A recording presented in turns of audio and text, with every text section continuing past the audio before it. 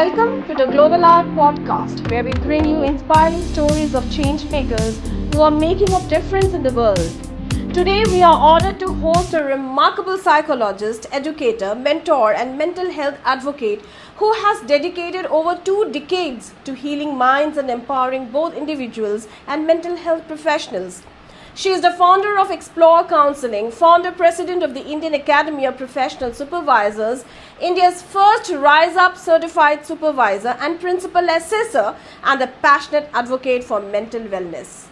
Please join me in welcoming Dr. Vasuki. So, welcome to the Globali Podcast 20. Dr. Vasuki, we are really privileged to have you today with us. And let's have a very healthy and actually a very fun, loving, and also enlightening interactions with you today. Thank you so much for giving us time. Thank you so much, Miss Mousmi. It is my pleasure, and I'm really grateful to you for giving me such an opportunity. Thank you so much. Great, ma'am. First question is just out of syllabus. Ma'am, it is actually, I would say it's wonder and fortunate. And I'll say that you are an inspiring personality. That is why you have been featured in a book, in a global book that would be available in all the countries, and we have just selected only 15 personalities. How do you feel?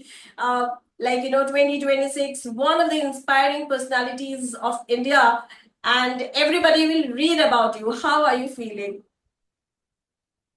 It's a kind of a overwhelming feeling, but I just have to be very grateful to the universe and also the Almighty for giving me such a wonderful opportunity. See, rather than opportunity, I just see that suppose if someone reads the book, especially about me, and if they are able to change a bit of their challenges, or if they are able to cope up a better way, I think I would be very pleased, and I would be very happy. So once again, I am very thankful to you for choosing me as part of this wonderful book. Congratulations, ma'am.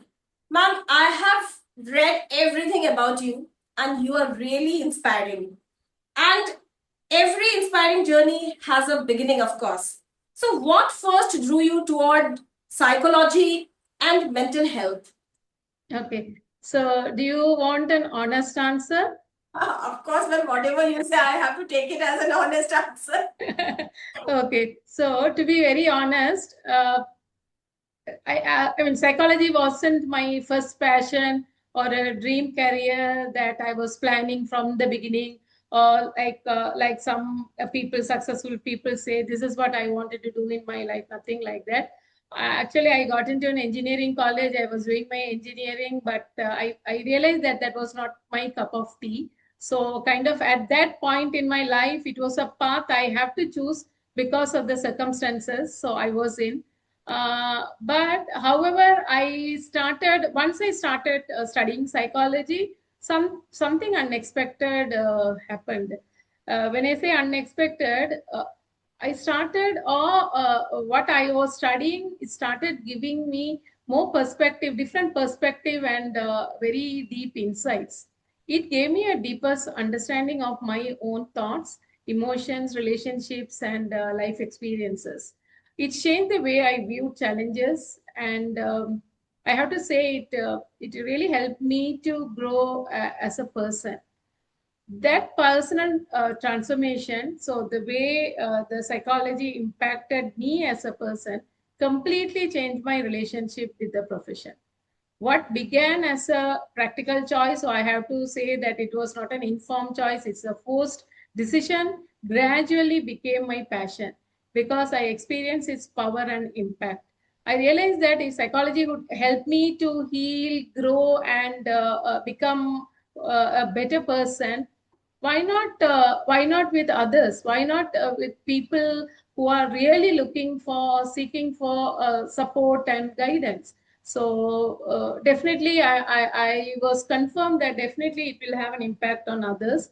The personal journey is what drives me to keep up the passion. That is what I have to say. And I must really thank you that you took up to psychology, you took up this like passion, because this passion is helping many to heal actually. So indeed, I think you did the best and you took the best journey. And you entered this field when mental health was still largely misunderstood. In fact, today also, many misunderstood in our country. What challenges did you face during those early years? I still remember when I told my father, instead of engineering, I wanted to choose psychology. I still remember the way he looked at me. And he told me that already you are a very emotional person. Why do you want to get into that field? So, I mean, this is on the lighter side, but I can think of three major challenges, because usually these are the things I used to share with my supervisors and students. As you rightly said, when I entered the field of psychology, mental health was still surrounded by a lot of stigma. Clients, when they come and meet me, they say, "Ma'am, hope it will be confidential. Hope you don't talk about this, because my family don't know about this, or my spouse doesn't know about it, or my organization doesn't know that I'm taking counseling." So a lot of stigma. People were hesitant to talk about, especially emotional struggles, and seeking therapy was often misunderstood.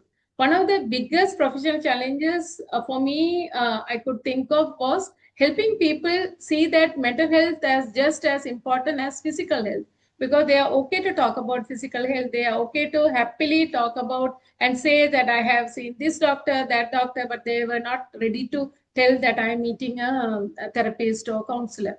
So that was the biggest challenge. And another thing, as a beginner, there was no mechanism or anyone to monitor or supervise primarily.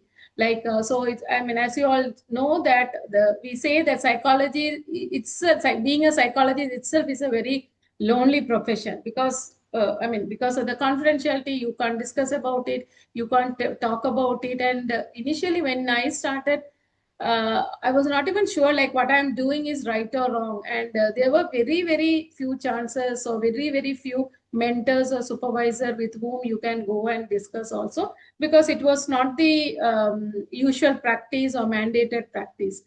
So that is another thing. So all the time it is anxiety, and all the time lot of self doubt. Why am I doing the right job? Why am I helping the client? Or suppose the client doesn't turn up, so it's always like, okay, did I do anything wrong? Did I choose something?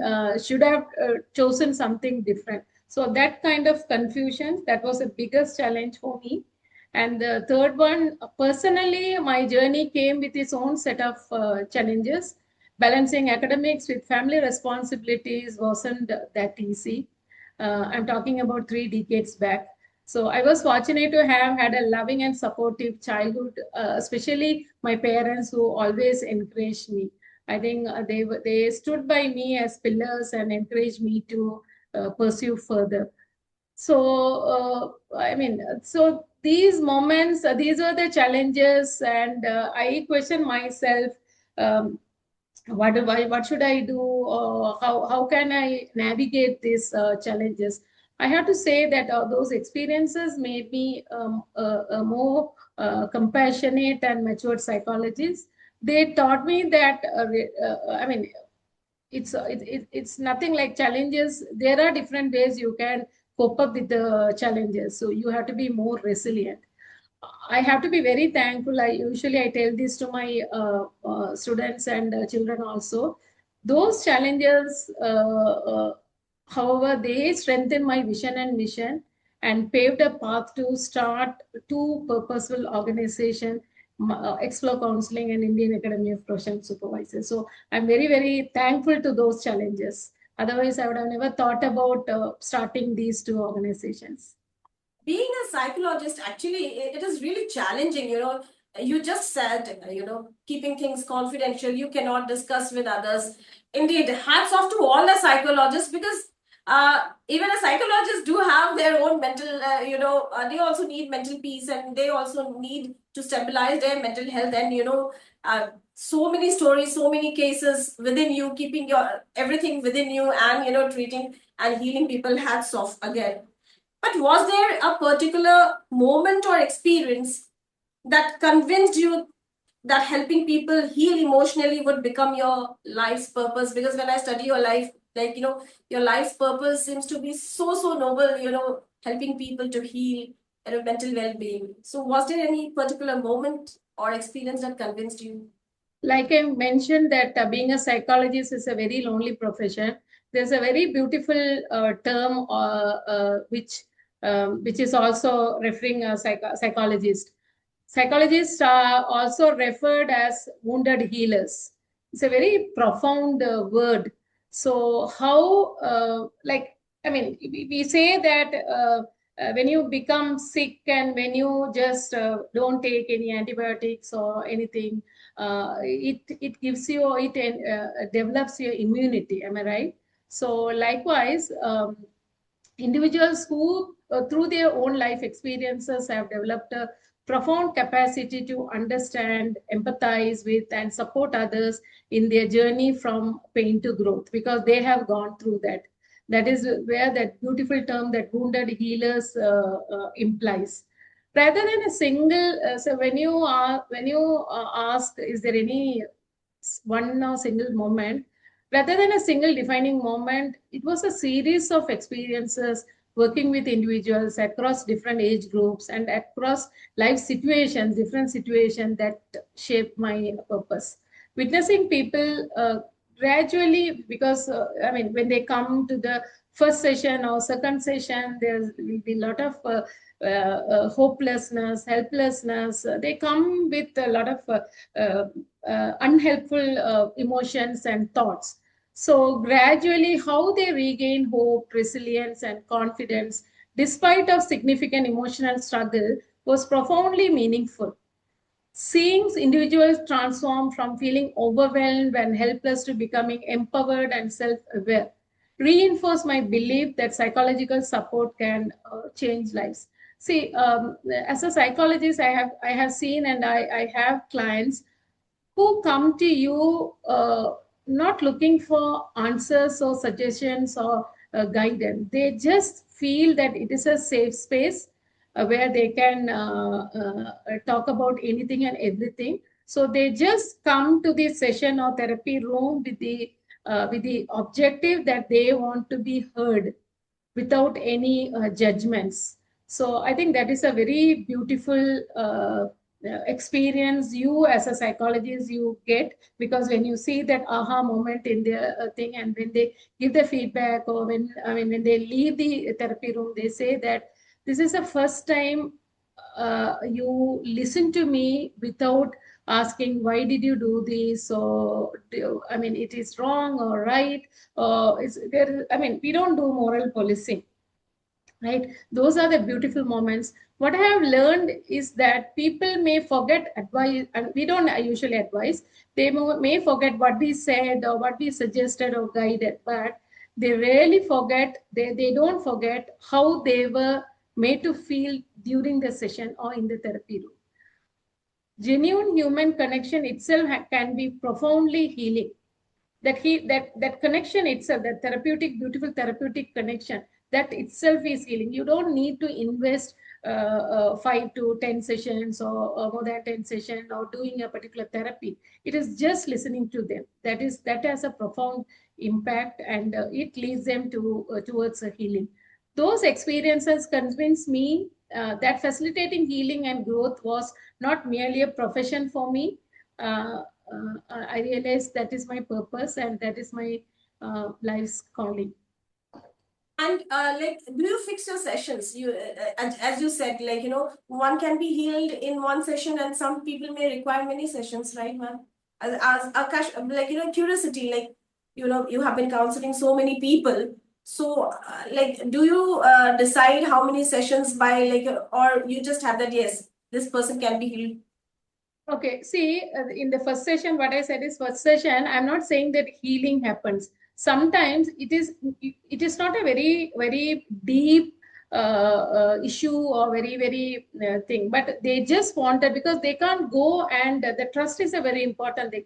They can't go and talk about what's happening in their life, or what is it they are going through with their family or with their close ones or friends, right? Because they have the fear that they will be judged. So when they pour out or when they went out, that gives them that comfort and a soothing feeling.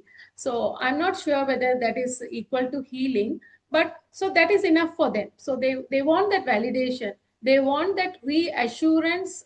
Yes, what I'm doing is okay, or it's helping me, so I'm okay with that. Only thing is, I'm not destroying anyone else life or something like that. No, like if that is not there, they just wanted to understand or just get the validation, reassurance. Yes.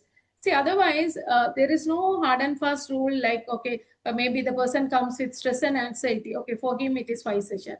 If they come with frustration or personal growth, nothing like that. Because the personality of the person matters a lot. So it depends on, especially because we have been trained on different therapies also. So it depends on what therapy you are using, what is the issue, what is the severity or intensity of this, because there are so many other parameters which decides what is the how many sessions you are going to have with the client. There is no hard and fast rule. Right, but your organization is actually doing wonders, because when we say an organization is actually helping people, what more can, it's a blessing also, and actually Almighty would bless you, because an organization and healing so many people, healing minds, that's itself is a noble thing. And your organization's, your Explore Counseling carries the powerful motto. I loved that motto actually, hopeless to hopeful. I really love these terms, the way your organization is putting forth, hopeless to hopeful. How did the vision come to life? Okay. Again, to be very honest, when I was sitting with with the person with whom I wanted to build my website, till that moment, I did not think about any motto or any slogan or nothing like that. He asked, ma'am, it would be nice with the Explore Counseling if you have a kind of a tagline or motto. So because that will give more power to the title, that Explore Counseling. So I have not decided, I have not discussed with anyone. So suddenly it occurred to me, this hopeless to hopeful. I think it is all within me, which came out during that time. I have to be very thankful to my clients, because those who have given me that kind of an experience. So this question from you, I need to give little detailed answer. So the motto, as you said, that hopeless to hopeful, many people mention about it, is deeply personal to me, because it reflects not only the journey of many individuals I have worked with, but also my own life journey. There were phases marked by setbacks, disappointments, personal struggles, and painful experience that tested my resilience and commitment to the field. There were times I was asking several times I questioned myself, should I continue or should I give up? So those life trials have been some of my greatest teachers. They have humbled me, deepened my empathy, and taught me the value of mindfulness and self-compassion.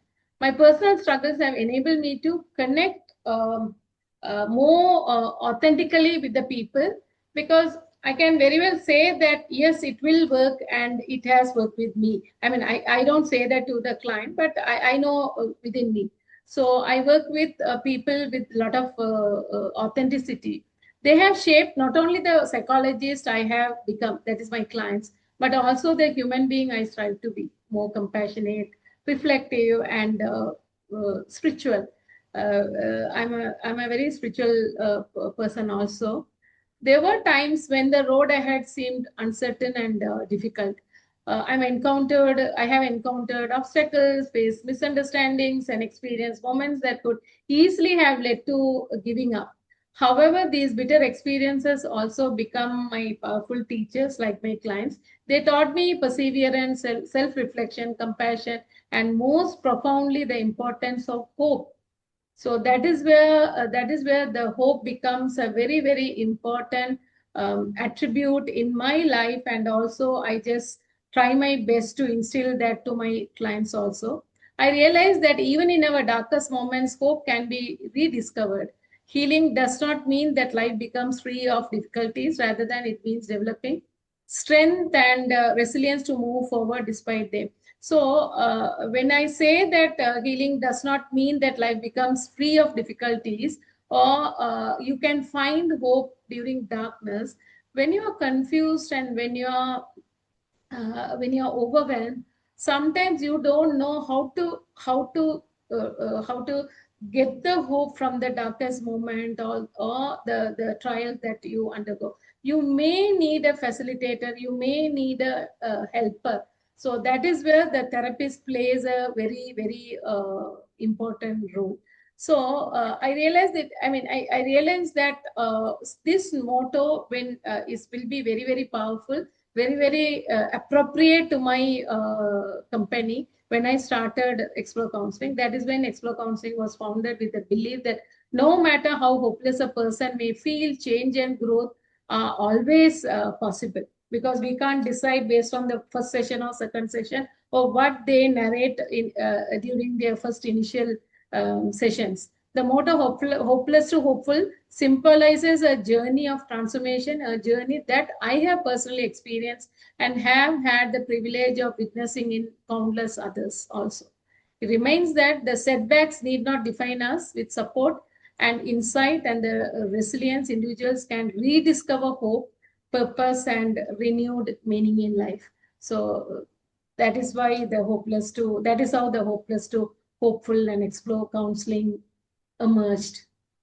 That's beautiful. But building up something actually is very, very challenging. So, what was the biggest challenge in establishing your Explore Counseling? Yeah, so like how we have faced a lot of challenges when I started my practice, same kind of a thing. The biggest challenge in establishing Explore Counseling was building a space for mental health services at a time when awareness, acceptance, and help seeking was still evolving. Beyond setting up the organization itself, the greater challenge was building trust. Who is going to come to you? Helping individuals and families understand that seeking psychological support is a sign of strength, not weakness. Because many people feel, especially I have to mention that people who are highly educated and they have good knowledge, but they feel that I know everything. I am helping so many people. This is one of the comment I listen from my clients, from many of my clients. They say that in my workplace, I help many people. They come to me for counseling, but look at me today, I'm in this situation. See, so people don't understand what is the actual meaning of counseling or therapy. It is not advice. We never give advice. We are not supposed to give advice, right? So making them to understand that that itself was a very big challenge, because they see that it is okay.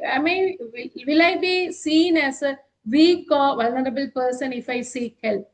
But so that was biggest challenge, and talking them and making them to understand, creating more awareness was what I was doing initially for quite a few years along with my therapy practice.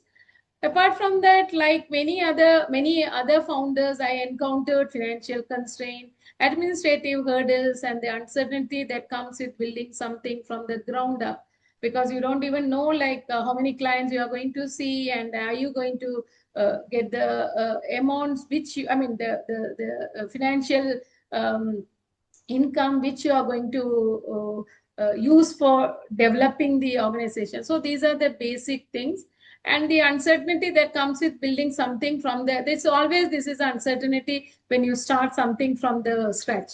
The journey required a lot of patience, persistence, and a great deal of faith in the mission. Okay, why I want to have a organization like Explore Counseling.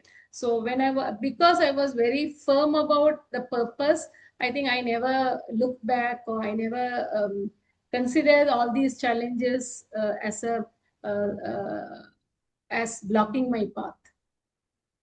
And I really got to know the struggles behind actually when you spoke. I just could find out the struggles involved in building up an organization.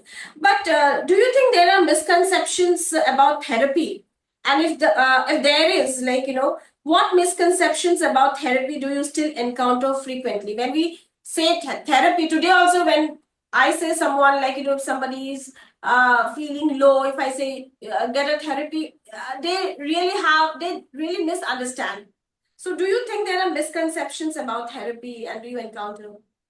Certainly, still there are a lot of, I have to say, I have to acknowledge that there's a lot of awareness, especially a lot of people are ready to take therapy and ready to take help, and they are okay to share that in the open, I mean, in the public spaces also. But still, there are several misconceptions continue to persist. One of the common belief is that therapy is only for individual with severe mental illness, whereas counseling can benefit anyone facing emotional challenges. It has nothing to do with your mental illness, because we as psychologists, we don't prescribe any medication. So it is about, most of the time it is about your emotional struggles and emotional challenges. So challenges or life transitions, relationship issues, or simply seeking personal growth. Sometimes they come to us for what is for the career growth, what is the next step I have to do, or sometimes even the relocation, especially for children whose parents have the transferable jobs. So for them, keep adapting to the new atmosphere, be it a school or be it a city or whatever it is, it's becoming it becomes very challenging for them. So they go through a lot of things because a lot of uncertainty. They don't know, like, okay, so today I'm in Bangalore. So how long I am going to be here? So see, my few of my best friends, how long I am going to be with them? So what if my father or mother gets transferred to another city? Again, I have to develop the friendship, and I have to look for. So these are the basic things. So you don't need any medication or any assessment for this. It is a thing like how we can help them to adapt to the change, and what are the pros and cons, or what are the pros and you can embrace, and what are the consequences you have to handle. So these are the simple examples I am giving. So still people think that therapy or counseling is only for people who have mental illness. This is one of the biggest challenges. Another challenge or misconception is that seeking help indicates weakness. In reality, reaching out for support requires courage and self-awareness. If you're not a courageous person, I don't think that you will open your mouth and you will ask for help, right? So the same thing applies here also. Even people who recommend their near ones or dear ones for therapy, they are very reluctant to take, because they feel that no, how can I am I that weak? So this is another misconception.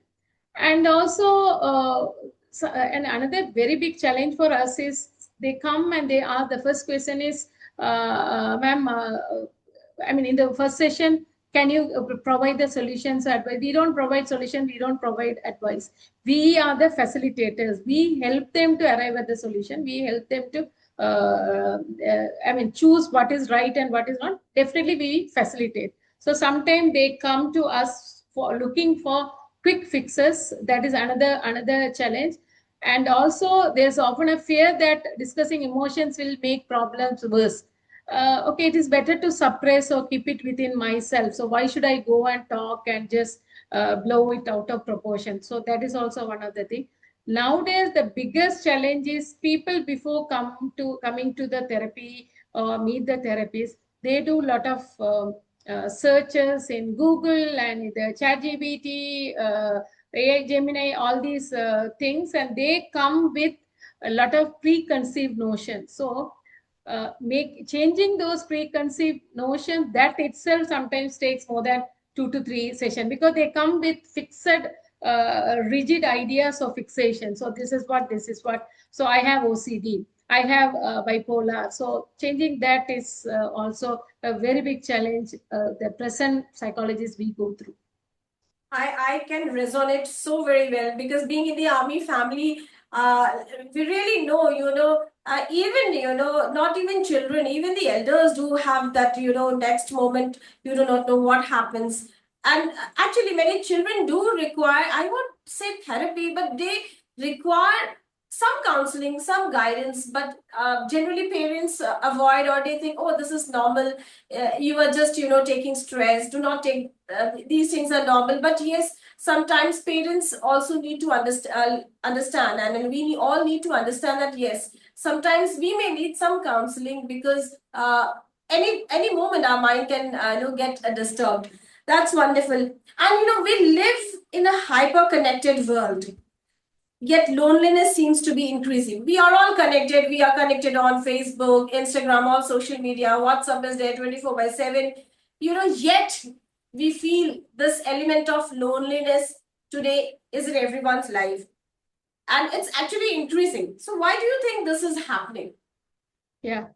So this hyper connectivity is having a lot of benefits. Even me and you connected only through that. So there are a lot of good things are happening. But what's happening, especially with one particular age group or one sector of people, or I'm not saying that this age or this, because it is across all age group. This is becoming a very big issue now, because as I said, the technology has undoubtedly connecting us geographically, but it is very superficial and not always. There's no emotional connection. Technology can't do that, because I mean, it's chat gbt can give you all suggestions, everything is, but you can see the last one disclaimer. So there's no emotional connection. So many interaction today are very brief, digital, and especially in vivo, and often curated rather than authentic. You don't even know sometimes who is the person with whom I am chatting, who is there, the opposite side, and is it the real identity, or the person's identity is hidden? So we have no clue. So we have to doubt the authenticity. Social media can create an illusion of connection while leaving individuals feeling unseen and emotionally isolated. See, people who have a lot of likes and lot of comments and a lot of they get appreciation through emojis and through other ways, but still they feel that I'm emotionally isolated, because there is no way to connect, or there is no emotional connection, because the modern lifestyles are increasingly very fast paced, leaving little time for meaningful relationship and community engagement. What's happening in our own families? There are times we don't even get to sit and talk to our own family members, which we regret when they fall sick, or when they are, especially elders in our family. And another very important thing, what is totally lacking in today's societies, there is zero community engagement. Because I really value this community engagement, because I grew up in such a atmosphere where we were involved in a lot of community work because of our grandparents, because that is like part of their living. It is not that you have to go out of the way and do things. It is part of your, how you're going to school, how you're going to go to other classes, extracurricular activities. So community engagement, where you are going into the, I mean, into the in the I mean, going to the library and helping them to arrange the books, or I mean, that's a simple thing we used to do earlier times. So that is how I started reading a lot of books, I mean, since my childhood. So the community engagement is totally missing here. People just, everything is in the phone. They are so comfortable, but the thing is, it is only one way. It's only one way. Everything, as long as you are happy and everything is going well, things are fine. But when you are frustrated, or when you are feeling very low, how this gadget is going to help you? Is there any way you get the comfort, or is there any way you get to console? I mean, that is totally lacking. So the reduced support system, nuclear family structures, because I mean, we are totally isolated. We don't have the whole family structures, and the family dynamics have changed. So, and also the demanding professional targets have further reduced opportunities for deep human connection, because all the time my clients say that, yes, I know that I have to do this regularly, I have to go to gym, I have to go for, but I don't have time. So, so what are you going to do? So, is it okay if I sit and complain, or what is that? So, ultimately, people need not just connectivity but belonging. The sense of belonging is totally missing, totally missing. So, emotional safe spaces, which is the first emotional safe space? It should be your own home. But how many of our homes gives or provide that safe space? That this is we have to reflect on this. And genuine relationship, that is what only that is these are the things will help you to beat the loneliness. That's very true. I recently met someone, a lady. She interacts, she literally communicates, talks with ChatGPT. Whenever she has problems, she just opens ChatGPT and she starts taking solutions. You have rightly said this. Yeah, can you believe psychology? I mean, I'm not generalizing, but these are the observation which I mean, it's not read or something. I have experience with my own group of people. So they are using chat gpt to get the interventions, or get to know, like, okay, the person comes with anxiety and depression, so what are the interventions? So what do you think about it? So this is become a very big challenge for us in our field of mental health. True, true, true. And ma'am, what are the biggest mental health challenges faced by adolescents today? Like loneliness, yes, but biggest mental health, if you say the issues like, children, definitely yes. What about adolescents? Okay. I can just think about it is adolescence. For them, it is all about I, me, mine. Lot of self-centeredness, right? Because today's there is no collectivism. It is more of even our society has become like that. No, it is becoming more individualistic rather than collective society. So the teenagers or adolescents who grow in such kind of a society, they navigate a complex developmental landscape.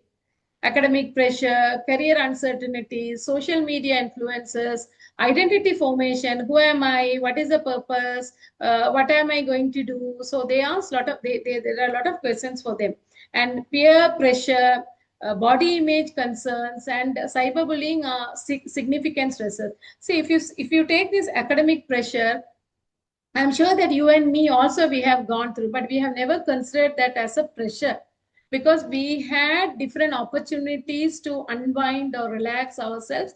Or and also we thought that it is my responsibility at this age. I'm going to school, I'm going to college, so this is my responsibility. This is my duty to study.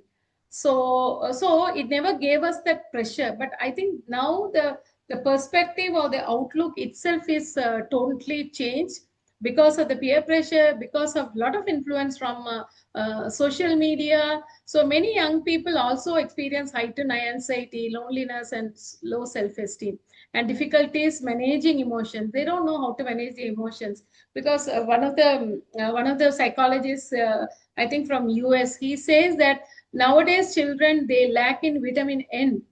So you and me know about vitamin A, B complex, C, and everything. What is this vitamin N? Because they never listen, they never heard no from their parents. Right. No. So when they get to hear that no first time from their teachers, or from the friends, or from someone else, or the opposite gender, or whatever it is, they can't take it. They feel that it is a failure, it is a rejection. That is why they take different decisions. So and also the constant comparison, I mean the constant comparison culture fostered by social media. The comparison culture is mainly nowadays, it's influenced by social media. Definitely that will negatively affect the self-worthiness. A lot of they get into a lot of self-doubt. Okay, he is the best, I am not, and a lot of comparison. It's not that only parents compare, that is a different story altogether. But nowadays adolescents, they themselves, they are comparing with whom? With someone who they follow in the social media. So they don't know what is a hard work or what is the struggle that person undergo, because what is seen or what is shown in the social media is entirely different. So, additionally, adolescents are growing up in a rapidly changing world marked by uncertainty and high expectations. Supporting adolescents, therefore, requires a collaborative effort. It is not only parents. So, it's a combination of what's happening at home, happening at school or colleges, what is happening at the community. So, there should be a systemic change, because nowadays, they look for instant gratification. If I send a message, immediately I have to get a reply. Otherwise, they'll be anxious.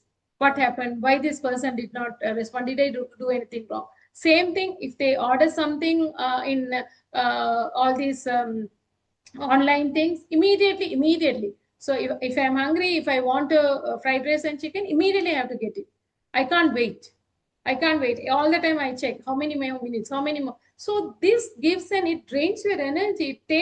It needs more energy. So they spend all this energy on these things. So where do they have energy for sit and study? So they become very exhausted. They become very tired. Then they look for some other resources, some other ways how they can distress themselves. So it is kind of a vicious circle what they are traveling up and down. So, ma'am, you are India's first Rise Up certified supervisor and principal assessor. What inspired you to focus on supervision for mental health professionals?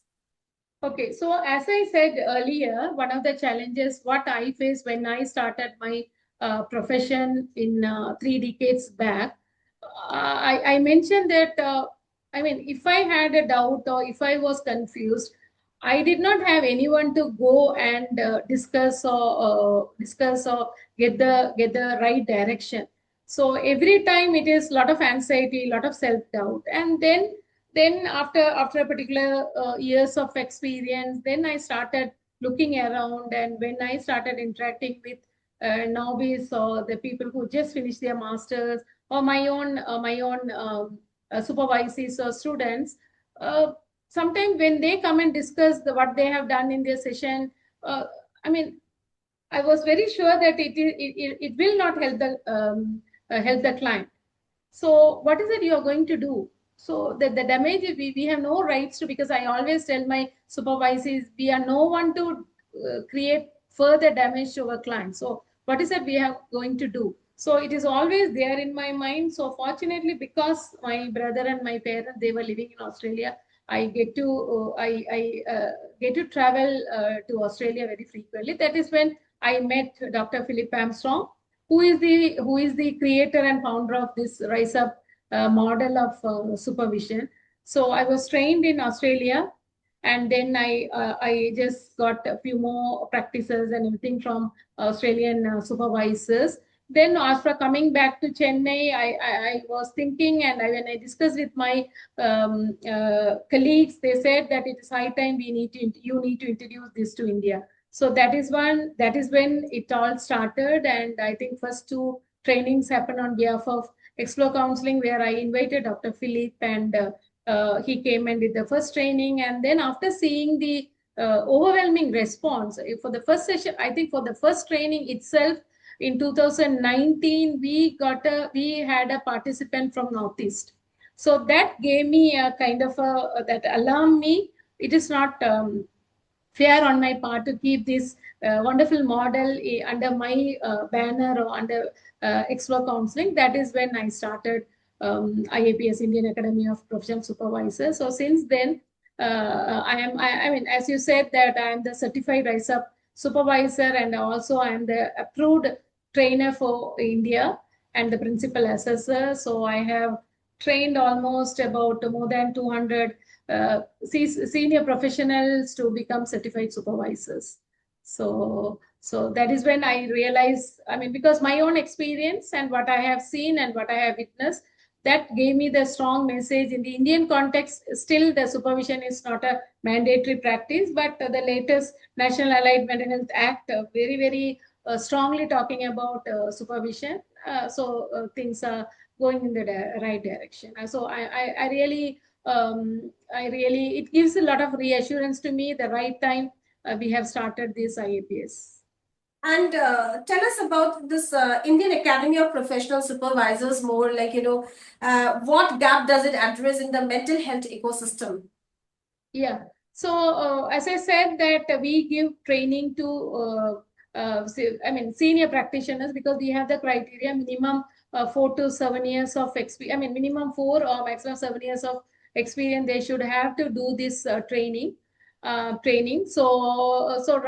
have created a lot of certified supervisors. So they are supervising. I mean now the professional supervision is becoming a mandatory practice, because many organizations collaborating with us, academic institutes collaborating with us, that shows that people understand the need for to have supervised practice. So to answer the question, we are producing more certified supervisors, and also we provide very authentic professional supervision to those who seek supervision. I have to say IAPS is one and only association organization which is registered under Tamil Nadu Society Act in whole India, which provide this kind of a service. So so we create it is what to say, it has two folds. One is we are creating certified supervisors. Other one is we are also providing supervision to novice practitioners who just started their practice. And also we very closely work with academic institutes where we create more awareness and insist that students, if they want to become a practitioner, they have to start their practice under the supervision of a certified supervisor.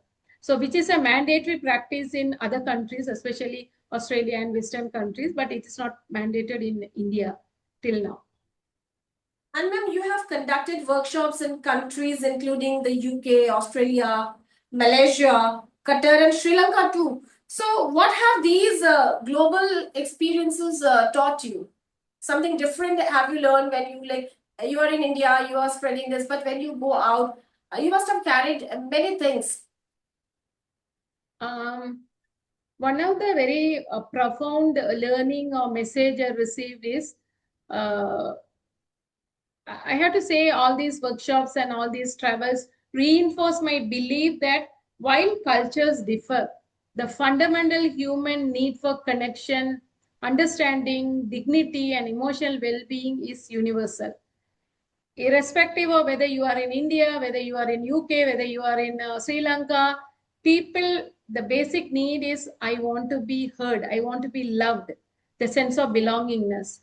So these trips and this travel and this experience of conducting workshop have broadened my perspectives on mental health, professional practice, and supervision. Working across diverse cultural context has deepened my appreciation for cultural humility, because even the rise up, I was talking about the rise of model, though it is from Australia. Once I started giving the training in India, I have brought a lot of cultural aspects into the training, because the cultures differ, right? So you can't just like that. You can't say this is what practice in so and so country we have to do. So the cultural competence and cultural intelligence is very very important. So I have to say that this working in the different cultural context, that has reminded me that effective psychological practice must always be contextually relevant and culturally responsive. If you are going to just stick to the model and just going to go by what it says, I don't think that it will have any impact on the trainees or people participants, I have to say. These experiences have also highlighted the value of global collaboration and shared learning in strengthening the mental health profession. See, if you see, you said that you have visited both my website and you have read about me. So you would have noticed that we have conducted a lot of international conferences, symposium, inviting people, speakers from different countries, because that is one of the lesson I learned from visiting different countries and conducting, because that collaboration is, we can't be happy and we can't say that okay, what I'm doing is perfect and what I'm doing is enough and we can't continue with that. Right, ma'am. And lots to know about psychology, but I just want to know who is Dr. Vasuki Mathivaran beyond psychology. Okay. So beyond my professional identity as Dr. Vasuki, uh, I see myself, Vasuki, as a very simple person who gets happiness through very, very small things. And I'm a lifelong learner. I'm very proud about that. A compassionate human being and someone deeply committed to personal growth and meaningful relationships. I have to say, I have a very beautiful team which helps me to unwind whenever I need that space. I cherish being a mother-in-law, and uh, definitely a grandmother.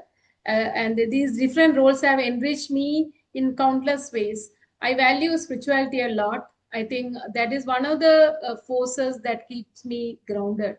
I enjoy reflecting, reading, traveling, and learning from people's life stories. Above all, I believe that every experience, whether joyful or challenging, offers an opportunity for growth and self-discovery. See, when you ask like Vasuki as a person, it's little bit difficult for me to uh, disconnect me being a psychologist. That doesn't mean that I look at everything with that lens. It's not that, but this analyzing things and observing and understanding, okay, is a different with a different perspective, and try to see this side that is not being shown or seen, that is happening with me even in my day-to-day activities.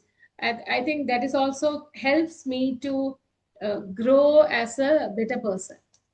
That's what I just have one more question added to it. Like, what keeps you motivated after more than 2 decades? You said, it's been decades that you are into this. So, what keeps you motivated after more than 2 decades in this? Actually, this is a demanding profession. So, what keeps you motivated? Okay. See, the burnout is one of the very common term that we use in our profession, and we can hear that from many of our colleagues and practitioners. But sometimes I wonder, to be very honest, I don't think in these 30 to 33 years of my experience as a psychologist, I never had that feeling of burned out. I don't know. I don't know the reason. I mean, I don't know in the sense like I could think of only one reason. It is all because of my passion, and I don't look at this as a career. Sometimes my children say that I think it's high time you need to relax or take rest. I say that being in a therapy or helping someone, that itself is very much relaxing for me. I don't need a separate thing. Of course, there are times your body needs that rest and relaxation. That's a different thing. And because some of the most challenging cases I have been the most transformative for me as a psychologist. So it is not that only I'm helping the client, I'm also being helped. So I have witnessed human resilience. They are my motivators. So I feel so good after having a session where I have seen the person smile, or the person gives a positive cue, not verbally, different ways. So witnessing such individuals rediscover hope, rebuild their lives, and realize their potential continues to be deeply inspiring to me. Every client, student, supervisee, and professional interaction teaches me something new. I remain motivated by the opportunity to contribute to the growth of individuals, strengthen the profession, and advocate for ethical and competent mental health practice. So, if you see, I mean, again, my website talks about the advocacy, or the steps we take to advocate a lot of different things in mental health, especially for example, we have to have a regulatory body, especially nationwide and state-wise. Unfortunately, we don't have one in India. So, knowing that even small interventions can create lasting positive change gives meaning to my work and continues to energize me. Just a simple gratitude journal. right? Sometimes my clients tell me that, ma'am, it really helped me. I realize that how many good things are happening around me, which I fail to see. That really motivates me. And sometimes that also makes me to think that, okay, I also start doing this. So these are the simple motivators. And then if there would be an advice, what advice would you give to young psychologists entering this profession today? The first thing is, as psychologists, you have to be very, I mean, you have to have a better understanding about your own self, understand who you are. That matters a lot as we bring our own personalities into the therapy room. So cultivate self-awareness and reflective practice before you suggest or teach your students or tell your clients, because you are one of the most important instruments in the therapeutic process. Because I mean, they sometimes they blindly follow what you say. Well, I mean, they sometimes they don't even think, or they don't even say, because they look at you as a healer. They look at you as a person who is there to help you. So you have to be very much aware of your own self, your own limitation, your own boundaries.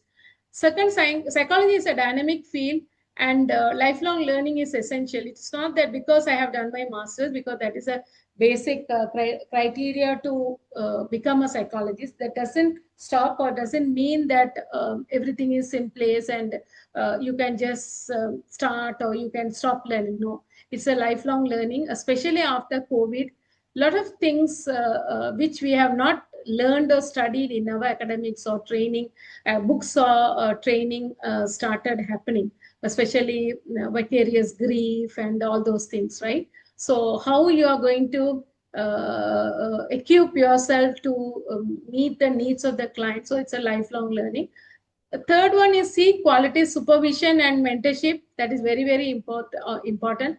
Professional growth does not end with obtaining a degree. That we have to, I mean, the newcomers, they have to keep that in their mind. Especially, and the final one, and a very, very important one, is always uphold ethical principles, and always you have to practice within the ethical boundaries.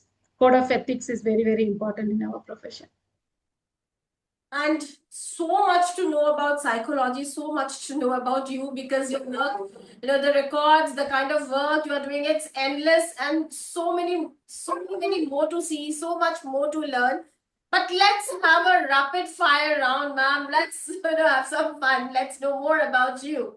Are you ready? Yeah, I will do my best. Okay.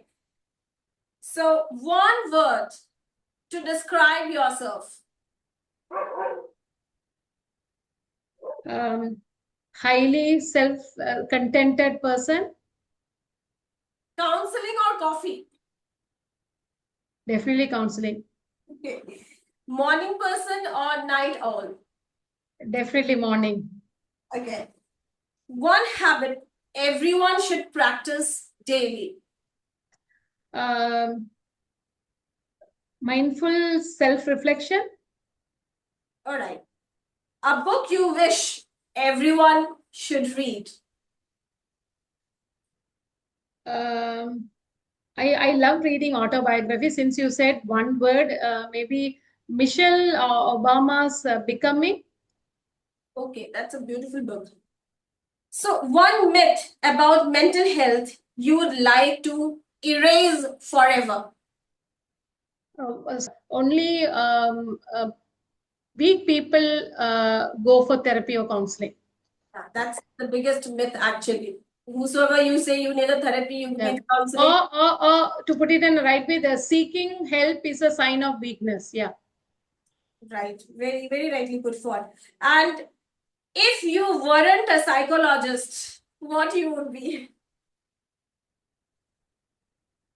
Maybe a classical dancer You? or a lecturer. Okay. So, three words that define a good therapist. Oh, okay. Empathetic, reflective, and ethical. So one thing people should start talking about more openly. Yeah, their own emotional struggles and vulnerability. No need to suppress or hide. And a superpower you wish you had. Yeah. Something like earlier days, we used to have the tape recorder, right? Where you can, click that reverse thing, like something like that to reverse time, but not to change the past, but to sit once more with the people and moments that really shaped me as a person who I am today. All right, beautiful. Your comfort food after a long day. Definitely a warm cup of tea sitting in my balcony and sipping. Food, okay. I mean, you asked about food. Definitely the homemade idli and sambar, the famous South Indian dish. Right, right, right. And the most underrated emotion you feel. Yeah, always I think about it. Maybe the self compassion. Right. And one life lesson learned from your clients. Change is always possible, even in the darkest moments. And that can be the quote you, is that the quote you live by? Or do you have another quote? A quote you live by. Oh, okay. So this is given to me by my mother. The chapter you call a fall may become the doorway to your inner rise. I still remember the example she quoted from Ramayana. Yeah, yes, this is what I might quote. Okay. The best advice you have ever received from anyone in your life till now. Trials do not break you, they shape you into a strongest and a wiser person. Okay. One word that describes your journey. Evolving. Okay. You are from an engineer to a psychologist. You are actually evolving and now, assessor and whatnot. Yes. Evolving as a better person. Yeah. Yeah. If mental health had a slogan, what would it be?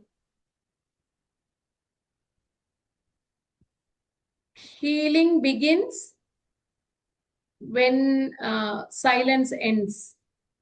Great. And I also want to refer, hopeless to hopeful. That itself is a beautiful slogan, actually. And your organization is, advocating. Tea or coffee?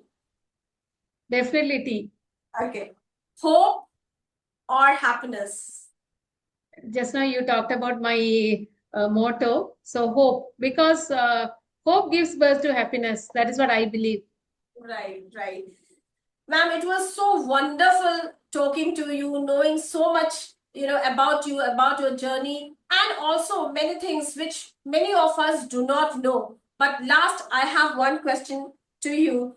What, of all the lives you have touched and all the roles you have played, what gives you the deepest sense of fulfillment?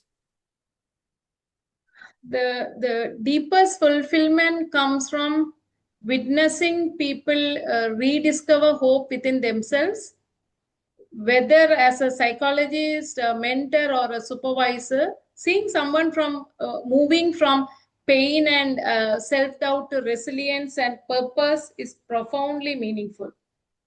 And knowing that I have walked alongside with such people during some of their most vulnerable moments is both a privilege and a blessing. And also, sometimes, I mean, very often I tell my children also, I'm grateful to few people who gave me very tough times and uh, I mean challenges. I'm very, very thankful to them, because I realize my wounds did not weaken me. They deepened my humanity and strengthened my capacity to heal others and create two powerful organization that gives the deepest, I think that gives the deepest sense of fulfillment for me. And for all our listeners and viewers today, if you could leave our listeners with one message about hope. That is what is missing in the society today, in the universe today. So, if you could leave our listeners with one message about hope, healing, and life, what it would be? Yeah. Please remember, healing is not about becoming who you are once were. It is about becoming someone deeper. You becoming a better person, wiser and more compassionate. Never underestimate the human capacity to rise. Sometimes the very wounds you carry become the places from which your light shines to brightest. Always remember, pain and growth often coexist.